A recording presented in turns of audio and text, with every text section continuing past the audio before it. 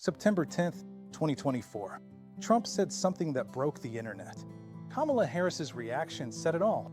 ABC News fact-checked him immediately. The city manager confirmed there were no credible reports of pets being harmed. But the internet didn't care.